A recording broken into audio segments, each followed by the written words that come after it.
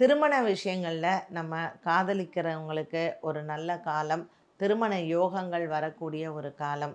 இது நாள் வரைக்கும் விவாகரத்து கிடைக்கல அப்படிங்கிறவங்களுக்கும் விவாகரத்து கிடைத்து 2வது திருமணமும் நீங்கள் நன்மையாகவே செய்யலாம்.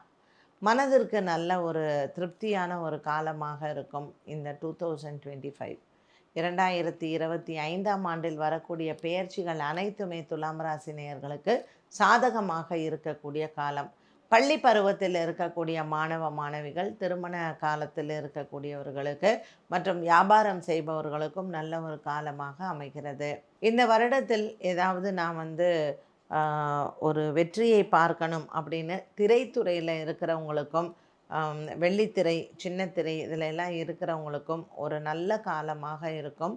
ஆகஸ்ட், செப்டம்பர், அக்டோபர் ஆகிய காலகட்டங்களில் பரீட்சை எழுதியிருக்கேன், எனக்கு உயர் பதவிகள் வரணும், இதில் ஏதாவது மாற்றங்கள் எல்லாம் இருக்குமான்னா உயர் பதவிகளும் கிடைக்கக்கூடிய ஒரு காலம்தான்.